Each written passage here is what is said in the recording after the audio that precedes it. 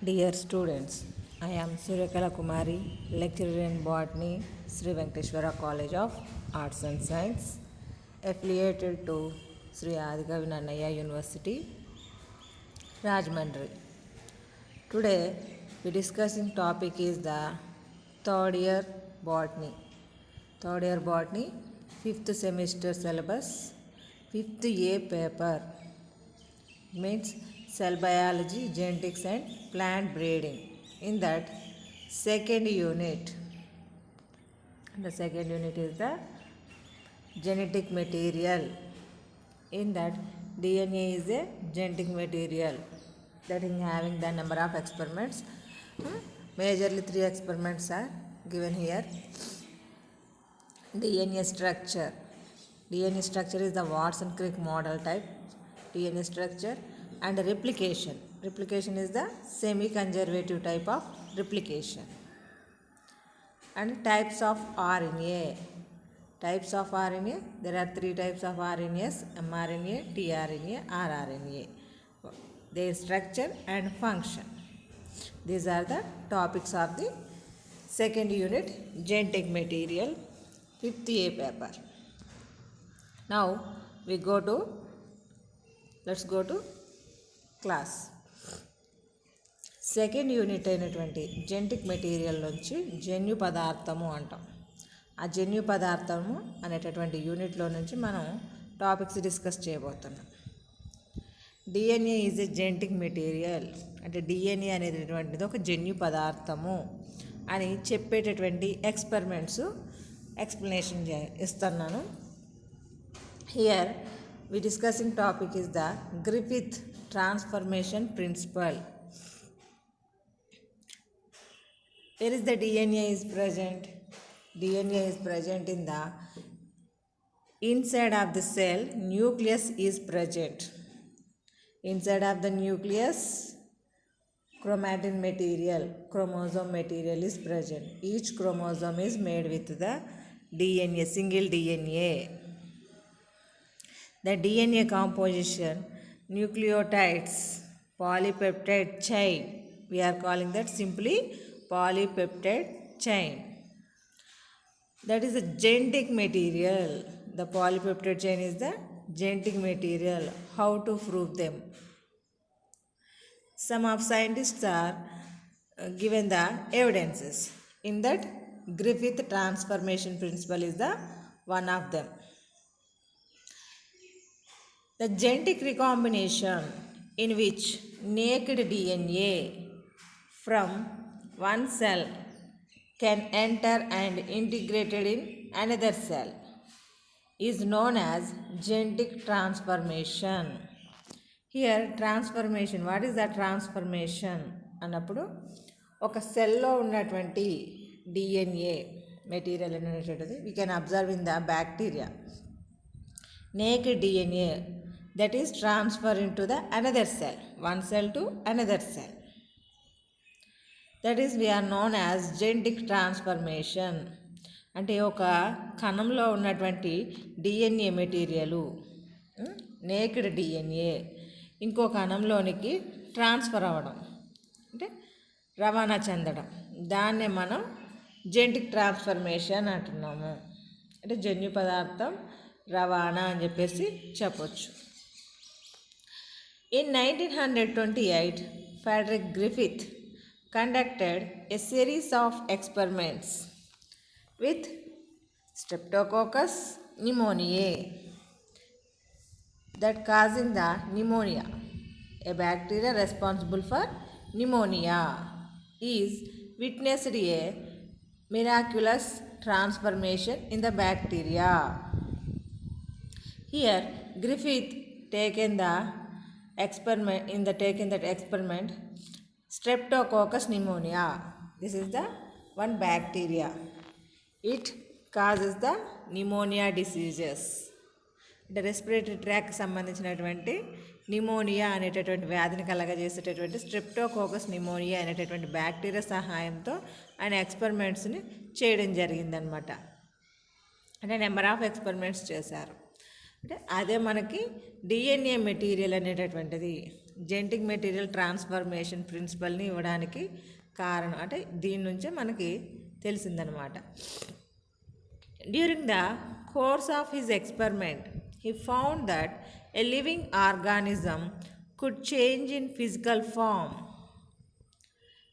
ఇతను చేసినటువంటి ఎక్స్పెరిమెంట్స్ ఏవైతే ఉన్నాయో ఆ ఎక్స్పెరిమెంట్స్ లోపల లివింగ్ ఆర్గానిజం అంటే జీవించి ఉన్నటువంటి కణము దాని లోపల అంటే దాని యొక్క రూపాన్ని మార్చుకోవడం అబ్జర్వ్ చేశారు. There are two types of strains of Streptococcus pneumoniae.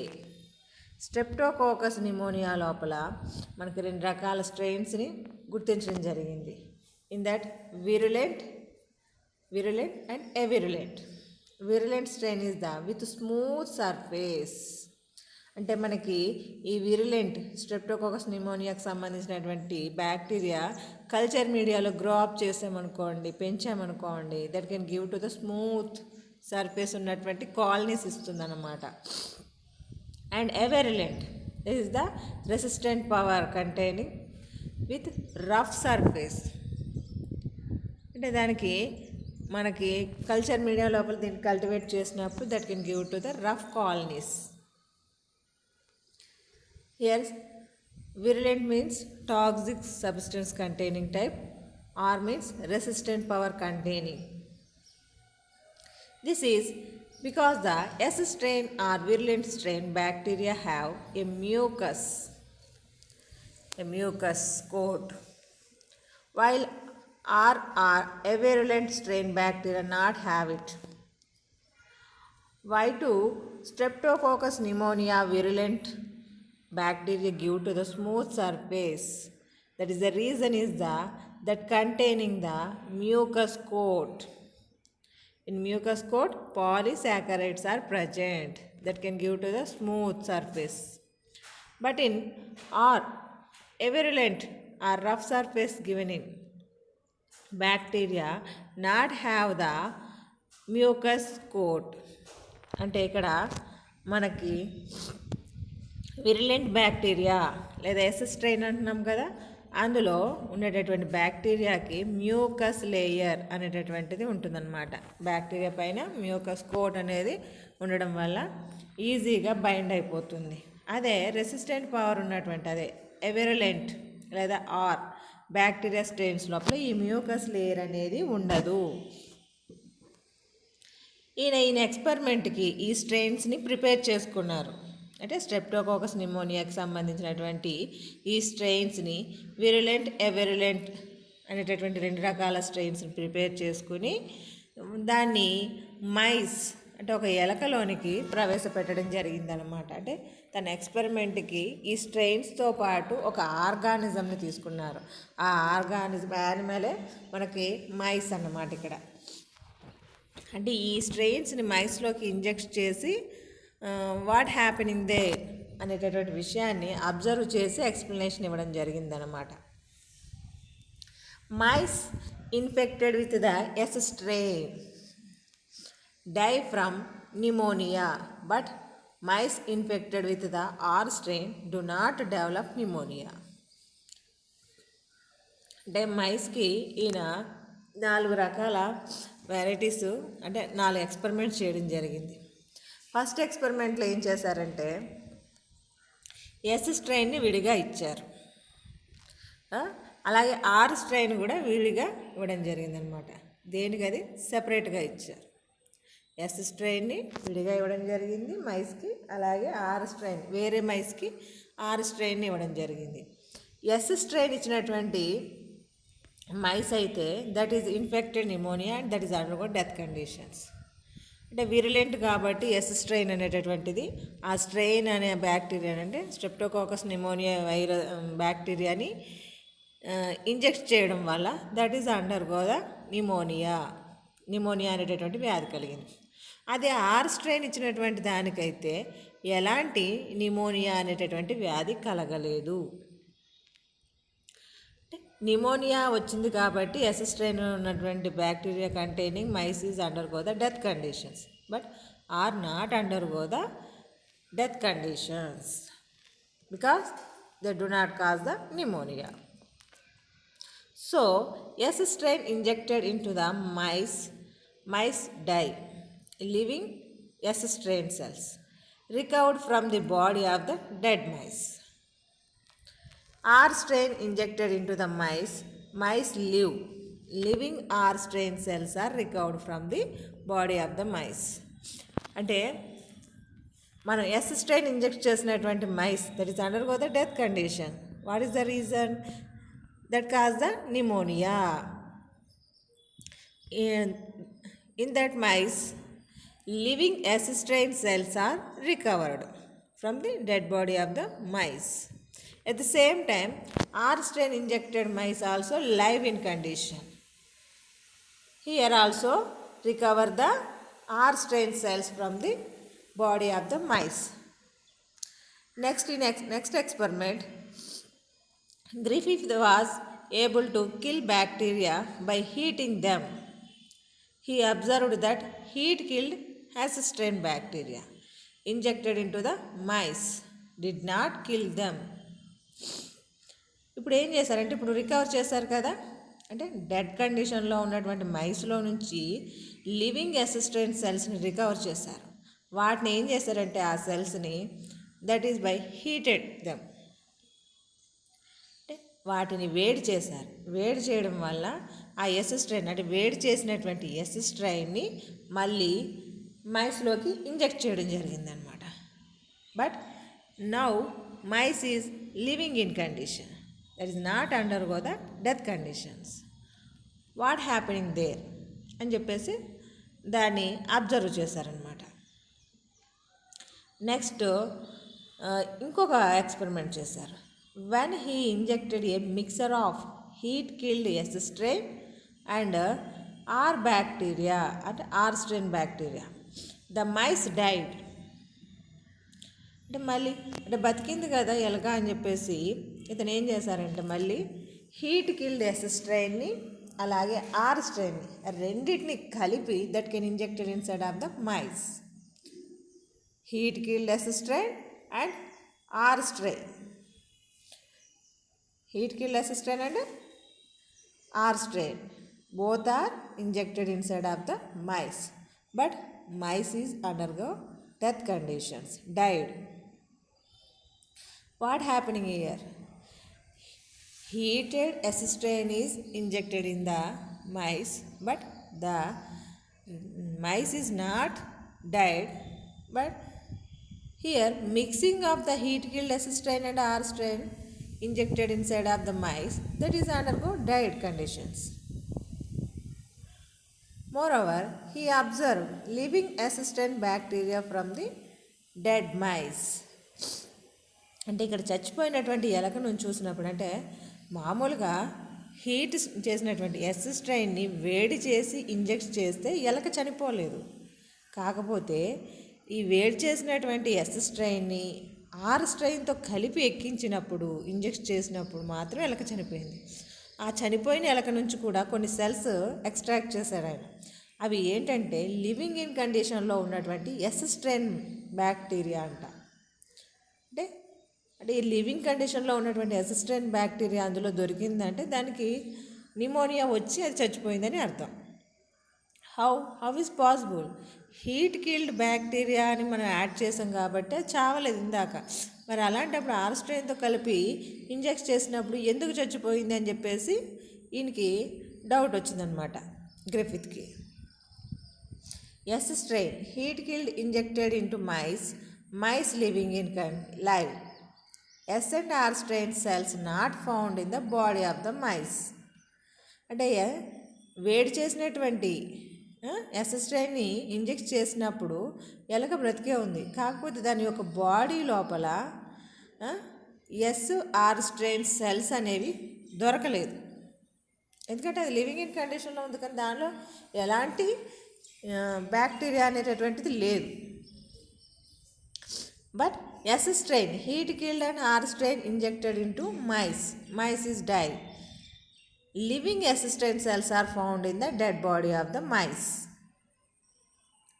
He concluded that R strain bacteria and it had somehow been transferred by heat killed S strain bacteria. అంటే ఇక్కడ ఏం జరిగిందని చెప్పారంటే ఆయన ఆర్ స్ట్రెయిన్ ఉంది లోపల, that is the avirulent. Heat killed S strain ఉంది, అది కూడా ఎవిరులెంట్ లెక్కే. కాకపోతే చచ్చిపోయినటువంటి కణాలు ఉన్నాయన్నమాట. ఎస్ స్ట్రెయిన్కి సంబంధించి బ్యాక్టీరియా చనిపోయినటువంటి స్థితిలో మనం ఎక్కించాం. అప్పుడు అందులో ఉన్నటువంటి డిఎన్ఏ ఎస్ స్ట్రెయిన్లో నుంచి ఆర్ స్ట్రెయిన్లో, అంటే లివింగ్ ఇన్ కండిషన్లో ఉన్నాయి కదా ఆర్ స్ట్రెయిన్ బ్యాక్టీరియా అనేటటువంటిది, అందులోకి ట్రాన్స్ఫర్ అయ్యి ఉండొచ్చు. Have been transferred by heat killed S strain bacteria. దానిలోకి ఆర్లో నుంచి ఎస్ స్ట్రెయిన్లో ఉన్నటువంటి మెటీరియల్ అనేది ఆర్ స్ట్రెయిన్లోకి ఏదో ట్రాన్స్ఫర్ అయ్యింది. అలా ట్రాన్స్ఫర్ అవ్వడం వల్లే the mice is undergo death conditions, అంటే అది ఏళ్ళకి చనిపోవడానికి కారణమైంది. ఈ concluded that some transforming principle transferred from the heat killed S strain had enabled the R strain to synthesize a smooth polysaccharide coat and become virulent. S strain అనేటటువంటిది తిరిగి దానికి smooth polysaccharide coat అంటే mucus లేయర్ని ఏర్పరచుకోవడం మొదలుపెట్టింది. ఏర్పరచుకొని that can converted into virulent. అంటే ఆ విధంగా మారడానికి కారణం ఏమై ఉంటుంది అన్నప్పుడు ఎస్ స్ట్రెయిన్లో ఉన్నటువంటిది కాస్త ఆర్ స్ట్రెయిన్లోనికి ట్రాన్స్ఫర్ అయ్యింది. But what is transferred in to that, ఏమి ట్రాన్స్ఫర్ అయింది అనేది మాత్రం ఆయన ఎక్స్ప్లెనేషన్ ఇవ్వలేదన్నమాట. However Griffith could not concluded that the transforming chemical was DNA. అంటే ఈ విషయాన్ని మాత్రం అతను చెప్పలేకపోయారు. The biochemical nature of genetic material was not defined from his experiments. The sum of is transferred from S strain to R strain. But what is that? Annapudu he cannot told that DNA is transferred from S to R అని చెప్పేసి చెప్పలేకపోయారు. అందువల్ల ఈయన genetic material DNA is the genetic material అని మాత్రం proof చేయలేదు. But this is the basic for the remaining experiments. అంటే మిగిలిన వాళ్ళు చేసినటువంటి ఎక్స్పెరిమెంట్స్కి ఇది ఒక ఆధారం అయ్యిందన్నమాట. గ్రిఫిత్ ట్రాన్స్ఫర్ ప్రిన్సిపల్ అనేటటువంటిది ఒక ఎక్స్పెరిమెంట్ అనమాట. గ్రిఫిత్ ట్రాన్స్ఫర్మేషన్ ప్రిన్సిపల్ అనేటటువంటిది. నెక్స్ట్ ఈ ఎక్స్పెరిమెంట్ని బేస్గా చేసుకుని ఎవరీస్ ట్రాన్స్ఫర్మేషన్ ప్రిన్సిపల్ అనేటటువంటిది చెప్పడం జరిగింది. అంటే గ్రిఫిత్ అనే ఆయన DNA is a genetic material అని చెప్పేసి చెప్పలేదు. కాకపోతే దానికి కావాల్సినటువంటి కొంచెం సమాచారాన్ని మాత్రం ఇవ్వగలిగారు. దాన్ని బేస్గా చేసుకుని Avery's given the experiments. Oswald Avery, Colin MacLeod and Maclyn McCarty అని ఈ 3 members the genetic material was through to be a protein. అంటే ఈ జెనెటిక్ మెటీరియల్ అనేటటువంటిది ఒక ప్రోటీన్ అయి ఉండొచ్చు అనే ఆలోచనతోటి ప్రయోగాలు చేశారు. These scientist work to determine the biochemical nature of transforming principle in Griffith experiments. అంటే గ్రిఫిత్ చేసినట్టుగానే ఎక్స్పెరిమెంట్స్ చేశారు. కాకపోతే అంటే అతను స్ట్రెయిన్స్ పరంగా చేసి చెప్పారు, వీళ్ళేమో బయోకెమికల్స్ అంటే మాలిక్యులర్స్ లెవెల్స్లోకి వెళ్ళి వాటిని ఎక్స్ప్లెయిన్ చేయడం జరిగిందనమాట. The purified biochemicals proteins DNA RNA from heat killed S strain cells to see which ones could transform live R cells into the S cells. అంటే వీళ్ళు ఎస్ స్ట్రెయిన్లో ఉన్నటువంటి అంటే హీట్ కిల్ చేసినటువంటి అంటే వేడి చేసినటువంటి ఎస్ స్ట్రెయిన్లో ఉన్నటువంటి బయోకెమికల్స్ ఏంటి, ఆ బయోకెమికల్స్ని సెపరేట్ చేశారు. ప్రోటీన్స్ డిఎన్ఏ ఆర్ఎన్ఏ ఈ మూడింటిని కూడా హీట్ కిల్ ఎస్ స్ట్రెయిన్ నుంచి సెపరేట్ చేశారు. అలాగే to see which ones could transform live RNA cells into S cells అంటే అంటే ఆర్ఎన్ఎస్ సెల్స్ లివింగ్ ఇన్ కండిషన్లో ఉన్నటువంటి ఆర్ఎన్ఎస్ సెల్స్ అనేటటువంటి ఎస్ సెల్స్ కింద ఏ విధంగా మారాయి, ఏం ట్రాన్స్ఫర్ అయ్యింది అనేటటువంటి విషయాన్ని గురించి కూడా స్టడీ చేశారు. They discovered that DNA alone from S bacteria caused R bacteria to become transformed. They also discovered that protein digesting enzymes, proteases, and RNA digesting enzymes, RNAs, did not affect transformation. So the transforming substances was not a protein or RNA. అంటే వీళ్ళు first ఏం చేశారంటే separate చేశారు కదా yes స్ట్రెయిన్లో ఉన్నటువంటి ప్రోటీన్స్ని, డిఎన్ఏని, ఆర్ఎన్ఏని. Separate చేసినటువంటి ఈ మెటీరియల్స్ని, బయోకెమికల్ సబ్స్టెన్సెస్ని వాటిని ఎంజైమ్స్తో ట్రీట్ చేశారు. అంటే proteins are treated with the proteases, ప్రోటీన్స్నేమో ప్రోటీయేజెస్తో ట్రీట్ చేశారు. అలాగే ఆర్ఎన్ఏని ఆర్ఎన్ఏస్తో ట్రీట్ చేశారు. వీటితో ట్రీట్ చేసినప్పుడు that is undergo the digestion process.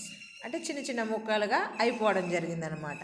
Proteins అనేవి వాటి యొక్క క్యారెక్టర్ని లూజ్ అయిపోయింది, ఆర్ఎన్ఏ కూడా అలాగే వాటి యొక్క క్యారెక్టర్ని లూజ్ అయిపోయింది. అయినా సరే some of is transferred in to the R cells. అయినా సరే ఎలక that is undergo the death conditions.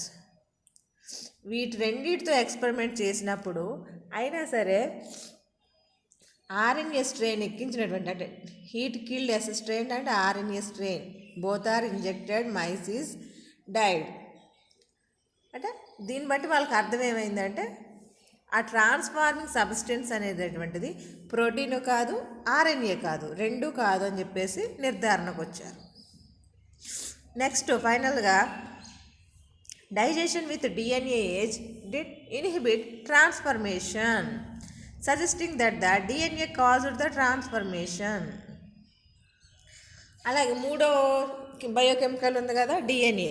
అప్పుడు ఏం చేశారంటే డిఎన్ఏని డిగ్రేడ్ చేసేటటువంటి, డైజెస్ట్ చేసేటటువంటి డిఎన్ఏజ్ అనేటటువంటి ఎంజైమ్స్ని యాడ్ చేశారు. ఆ డిఎన్ఏజ్ అనేటటువంటి ఎంజైమ్స్ని ఎప్పుడైతే యాడ్ చేశారో టోటల్గా ఇన్హిబిటెడ్ ద ట్రాన్స్ఫర్మేషన్ ప్రాసెస్. అంటే ఎస్ స్ట్రెయిన్లో ఉన్నటువంటి some of material is not transfer inside of the R cells. The mice is living in condition. అప్పుడు అర్థమైందన్నమాట వీళ్ళకి. అంటే ఆ బయోకెమికల్స్ ప్రోటీన్స్ కాదు, ఆర్ఎన్ఏ కాదు, that is the DNA. DNA అనేటటువంటి ఆ సబ్స్టెన్స్ అనేటటువంటిది ఎస్ స్ట్రెయిన్లో నుంచి ఆర్ స్ట్రెయిన్లోకి ట్రాన్స్ఫర్ అయ్యింది. అందువలన మనకి ఇక్కడ లివింగ్ ఇన్ కండిషన్లో ఉండడం జరిగిందనమాట. They concluded that DNA is the hereditary material but not all biologist were convinced. అంటే ఇక్కడ డిఎన్ఏ అనేటటువంటి విషయాన్ని తన ఎక్స్పెరిమెంట్స్ ద్వారా ఎక్స్ప్లెయిన్ చేశారు. ఎవ్రీ అనేటటువంటి సైంటిస్టు ముగ్గురు, ఎవ్రీ అండ్ మెకార్డ్ అండ్ మెక్లియాడ్, ఈ ముగ్గురు బయోకెమికల్ రియాక్షన్స్ ద్వారా ఈ ఎక్స్పెరిమెంట్ని పర్ఫెక్ట్గా చేసి DNA is the transforming material అని చెప్పేసి ఎక్స్ప్లెయిన్ ఇచ్చారు. కానీ చాలామంది బయాలజిస్టులు దిస్ ఈజ్ నాట్ యాక్సెప్టెడ్. అందుకోసమని తర్వాత చేసినటువంటి ఎక్స్పెరిమెంట్ ఏంటంటే Hershey and chase experiments. Griffith ఏమో తన ప్రిన్సిపల్ ద్వారా ఎస్ స్ట్రెయిన్ ఆర్ స్ట్రెయిన్ గురించి చెప్పారు కాదు, సమ్ ఆఫ్ ఈజ్ ట్రాన్స్ఫార్మ్డ్ అని చెప్పేసి ఎక్స్ప్లెనేషన్ ఇచ్చి ఆపేస్తే, అదే ఎవ్రీ ఎక్స్పెరిమెంట్స్ ద్వారా the transformed material is the DNA అనేది చెప్పడం జరిగింది. అదే హర్షే చేజ్ ఎక్స్పెరిమెంట్స్ ద్వారా మాత్రం DNA is the genetic material అని చెప్పేసి కన్క్లూషన్ ఇవ్వడం జరిగిందనమాట. In 1952, Alfred Hershey and Martha Chase provide convincing evidence that DNA is genetic material. They conducted their experiment with T2 phase of E. coli. అంటే T phages తోటి, T even phages తోటి experiments చేసి ఈయన నిరూపించారనమాట. Hershey and Chase both are experimented DNA is genetic material, that is proof. Proof is given by the phase infection of the E. coli, that is called bacteriophage. The bacteriophage attaches to the bacterium and its genetic material, then enters the bacterial cell. The bacterial cell treats the viral genetic material as if it was its own and subsequently manufactures more virus particles. Hershey worked to discover whether it was protein and DNA from the viruses that entered the bacteria. They grow some viruses on a medium that contained radioactive phosphorus and some other on medium that contained radioactive sulfur. Viruses grown in the presence of radioactive phosphorus contain radioactive DNA but not radioactive protein, because DNA contains phosphorus but protein does not. Similarly, viruses grown on radioactive sulfur contain radioactive protein but not radioactive DNA, because DNA does not contain sulfur. ఇక్కడ మీకు వాళ్ళు చేసినటువంటి experiment ఏంటంటే, Hershey చేజే అనేటటువంటి ఇద్దరు కూడా tea even ఫేజెస్ని ఈ కొలైకి infect అయ్యేలా చేశారు.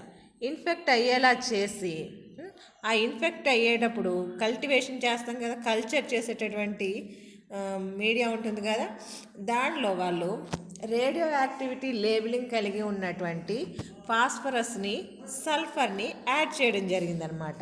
రేడియో యాక్టివిటీ ఉన్నటువంటి సల్ఫర్ని, ఫాస్ఫరస్ని యాడ్ చేయడం జరిగిందనమాట. అప్పుడు ఏం జరిగిందంటే, రేడియో యాక్టివిటీ ఉన్నటువంటి ఈ ఫాస్ఫరస్ అనేటటువంటిది వైరస్ యొక్క డిఎన్ఏలో కనిపించింది. అంటే ఇక్కడ viruses are grown in the presence of radioactive phosphorus containing radioactive DNA but not radioactive protein, because DNA containing phosphorus but protein does not. అంటే డిఎన్ఏ లోపల ఫాస్ఫరస్ ఎక్కడ ఉంటుంది? ఫాస్ఫోడైఎస్టర్ బాండ్ అనేటటువంటిని ఏర్పరచుకోవడానికి డిఎన్ఏ లోపల phosphor అనేది అవసరం.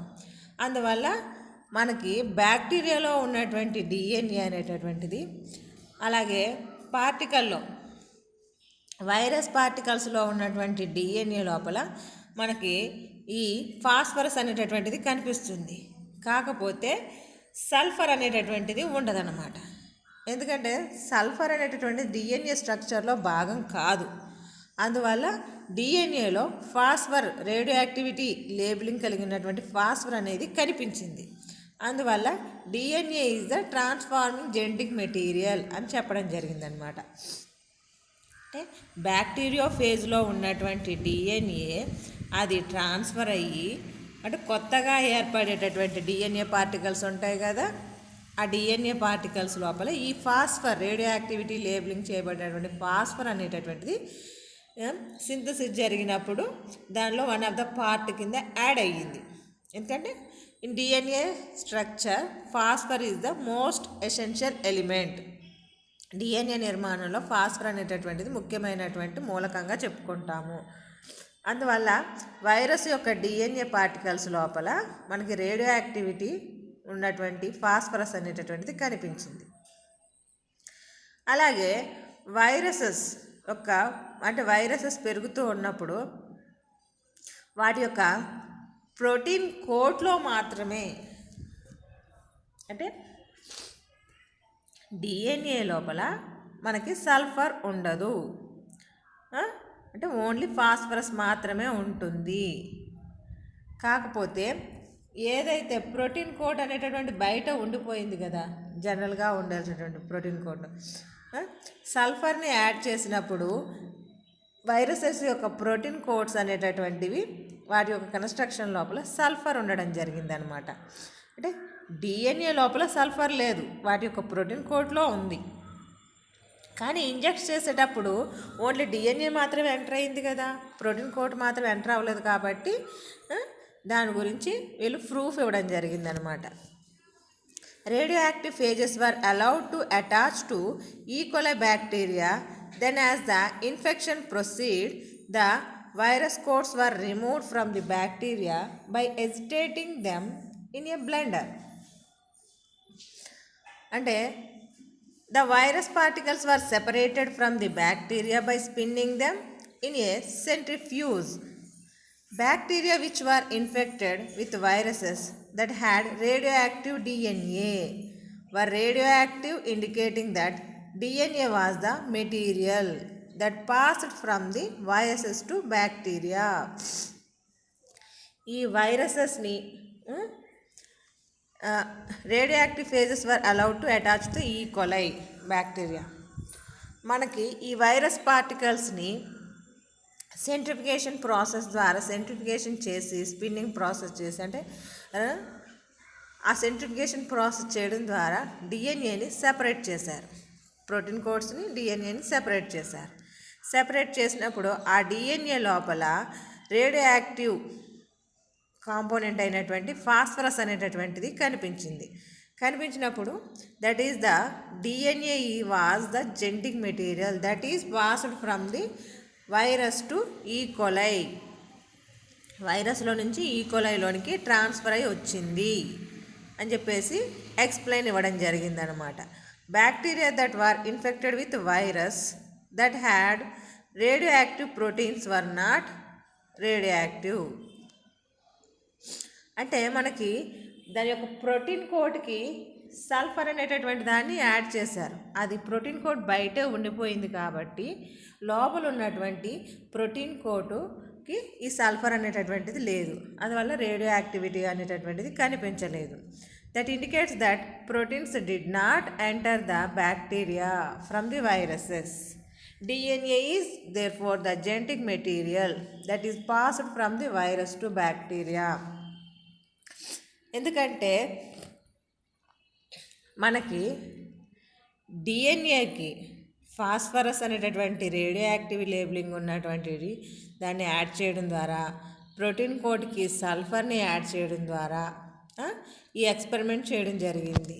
ఎప్పుడైతే ఈ బ్యాక్టీరియా ఫేజ్, ఈవెన్ బ్యాక్టీరియా అనేటటువంటిది ఫేజ్ అనేటటువంటిది మనకి ఈకోలైని ఇన్ఫెక్ట్ చేస్తుందో, అంటే దానికి బైండ్ అవుతుందో, ఆ సమయం లోపల ప్రోటీన్ కోడ్ అనేది బయటే ఉండిపోయి ఓన్లీ డిఎన్ఏ మెటీరియల్ మాత్రం లోపలికి ఎంటర్ అవుతుంది. ఎంటర్ అవడం వల్ల ఆ డిఎన్ఏ లోపల రేడియో యాక్టివ్ కండిషన్లో ఉన్నటువంటి ఫాస్ఫరస్ అనేటటువంటిది కనబడుతుంది. అది రిప్లికేషన్ జరిగినప్పుడు ఒక సెల్లో నుంచి ఇంకో సెల్లోనికి అంటే చిన్న చిన్న ఫ్రాగ్మెంట్స్ రూపం లోపల వైరసెస్లోకి ఎంటర్ అవుతుంది. కాబట్టి ఆ డిఎన్ఏ మెటీరియల్ రిప్లికేషన్ జరుగుతుంది. కాబట్టి ఆ యాక్టివిటీ అనేటటువంటిది మనకి కనిపించింది.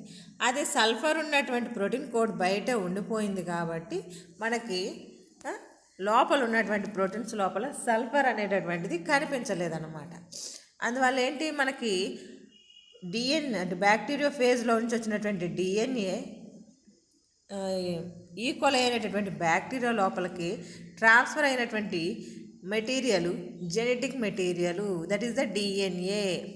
Then they concluded that DNA is the genetic material that is passed from the virus to bacteria అనే విషయాన్ని ఎక్స్ప్లెయిన్ చేయడం జరిగిందనమాట. అప్పుడు అందరూ యాక్సెప్ట్ చేశారు DNA is the genetic material అని చెప్పేసి. Next types of DNA. అంటే DNA is the genetic materials అన్నాం. ఆ డిఎన్ఏలో టైప్స్ ఉన్నాయి. జనరల్గా 4 టైప్స్ కింద చెప్పారు. 4 types of DNA have been identified. They include B DNA, A DNA, C DNA and Z DNA. ఈ 4 రకాల డిఎన్ఏలు ఉన్నాయన్నమాట. bDNA, this is the commonly found DNA, is known as the bDNA. This is the universal DNA అంటాం మనం దీన్ని. Universal D అంటే world వైడ్గా ఉన్నటువంటి maximum అందరిలో కూడా ఉండేటటువంటిది bDNA టైప్ అనమాట. It shows clock wise and right handed helix structure. అంటే ఇది ఎప్పుడు మన క్లాక్ ఏ విధంగా తిరుగుతుందో ఆ టైప్లో మెలికపడి ఉంటుందన్నమాట. అందులో ఆ DNA యొక్క స్ట్రక్చర్లో ఉండేటటువంటి ఒక హెలిక్స్ లోపల 10 బేస్ పెయిర్స్ అనేటటువంటివి, ఒక టర్న్ ఉంటుంది కదా, ఒక మెలిక ఉంటుంది కదా, ఆ మెలికలో 10 బేస్ పెయిర్స్ అనేటటువంటివి ఉంటాయన్నమాట. ఆ టర్న్ అంటే మనం ఇక్కడ ఒక పిచ్ అనేటటువంటిది చూపిస్తాం, దానికి 34 యాంగ్స్ట్రామ్ 34 యాంగ్స్ట్రామ్ అనేటటువంటి లెంత్ని కలిగి ఉంటుందన్నమాట. అది ఆ పిచ్ యొక్క లెంత్ 34 యాంగ్స్ట్రామ్ ఉంటుంది. అంటే ఈచ్ టర్న్కి ఏమో 10 బేస్ పెయిర్స్ ఉండి ఆ టర్న్ అనేటటువంటిది 34 యాంగ్స్ట్రామ్స్ అనేటటువంటి లెంత్ని కలిగి ఉంటుంది. అంటే 2 బేస్ పెయిర్స్ యొక్క మధ్య 3.4 యాంగ్స్ట్రామ్స్ అనేటటువంటిది చెప్పొచ్చు మనం. అలాగే DNA, dehydrated DNA, occurs in A form. It is also a right-handed helix. అంటే ఇది bDNA లాగా రైట్ హ్యాండెడే, కాకపోతే ఇది 11 బేస్ పెయిర్స్ ఉంటున్నాయి అన్నమాట. ఒక టర్న్ లోపల 11 బేస్ పెయిర్స్ ఉంటాయి. దీని యొక్క పిచ్ చూస్తే 28 యాంగ్స్ట్రామ్స్ ఉంటుంది. దీని యొక్క పిచ్ 28 అంటే కంపేరింగ్ విత్ ద బి దానికంటే తక్కువగా ఉంటుంది. It is unlikely that native DNA occur in a form. అంటే ఇది చాలా తక్కువ. cDNA, it is the right handed helix. ఇది కూడా మనకి క్లాక్ వైజ్లో తిరిగేటటువంటి DNA. దీని యొక్క బేస్ పేర్ చూసినప్పుడు 9.33 బేస్ పేర్ 9.33 బేస్ పేర్ పర్ టర్న్ 19 యాంగ్స్ట్రామ్ డయామీటర్. దీని యొక్క వెడల్పు చూస్తే 19 యాంగ్స్ట్రామ్స్ ఉంటుంది. అలాగే లెంత్ చూసినప్పుడు అంటే హైట్ చూసినప్పుడు 31 యాంగ్స్ట్రామ్ పిచ్ 31 యాంగ్స్ట్రామ్ పిచ్ ఉంటుంది. It has more tightly wound than bDNA. bDNA కంటే దగ్గరగా ఉండేటటువంటిది అంటే టైట్గా, అంటే ఆ హెలిక్స్ అనేటటువంటివి టైట్గా మెలికపడి ఉంటాయి అన్నమాట. Next zDNA. It is a left handed anti clock wise double helix having 12 base pairs per turn. మనం చెప్పుకున్నటువంటి BAC ఈ 3 DNAలు కూడా మనకి రైట్ హ్యాండెడ్ హెలిక్సే ఉంటాయి, అంటే క్లాక్ వైజ్లోనే ఉంటాయి. కాకపోతే zDNAకి వచ్చేటప్పటికి ఇది లెఫ్ట్ హ్యాండెడ్, అంటే యాంటీ క్లాక్ వైజ్ లోపల హెలిక్స్ అనేటటువంటివి ఏర్పడతాయి అన్నమాట. అంటే రివర్స్లో వస్తుంది హెలిక్స్. ఇక్కడ 12 బేస్ పెయిర్స్ ఉంటాయి. Each turn containing the 12 base pairs. 12 జతలు ఉంటాయి అన్నమాట, అంటే జిగ్జాగ్ మేనర్లో ప్రజెంట్ అయి ఉంటాయి. It has A pitch of 45 angstroms. అంటే మన బి కంటే ఎక్కువగా పిచ్ యొక్క లెంత్ అనేటటువంటిది ఉంది, 45 angstroms. In zDNA the sugar phosphate backbone follows a zigzag path, giving its name zDNA. అంటే 6 బేస్ పెయిర్స్ ఉంటాయి కాబట్టి, అంటే 6 అంటే 12 బేస్ పెయిర్స్ డజన్ ఉన్నాయి కాబట్టి అవి జిగ్జాగ్ మేనర్ లోపల మనకి ప్రజెంట్ అయి ఉంటాయి. అందువల్ల మనం we are calling that zDNA. It has a single groove with a greater density of negative charges than bDNA. bDNA కంటే ఎక్కువగా నెగిటివ్ ఛార్జ్ని కలిగి ఉంటుందన్నమాట. అంటే zDNA అనేటటువంటిది రిమైనింగ్ DNAస్తో పోల్చినప్పుడు అది యాంటీ క్లాక్ వైజ్గా ఉండడం అనేది ఒక రూల్. నెక్స్ట్ బేస్ పెయిర్స్ పరంగా కూడా ఎక్కువగా ఉంటాయి, దాని యొక్క లెంత్ ఎక్కువగా ఉంటుంది. జిగ్జాగ్ మేనర్లో ఉంటుంది, దాని రూల్. cDNA అంటే 9.33 base pairs, that is the impossible, చాలా చాలా అరుదుగా ఉండేటటువంటి కండిషన్ అన్నమాట. అందుకే మనకి యూనివర్సల్గా ఉండేటటువంటి డిఎన్ఏ మాత్రం B DNA. We studied the B DNA structure. మనం బీడిఎన్ఏ యొక్క స్ట్రక్చర్ మాత్రమే చదువుకుంటాము. అంటే this is the universal common DNA కాబట్టి. This is the experiments of DNA is the genetic material అని ప్రూఫ్ చేసేటటువంటి ఎక్స్పెరిమెంట్స్, అలాగే టైప్స్ ఆఫ్ డిఎన్ఏ అన్నమాట.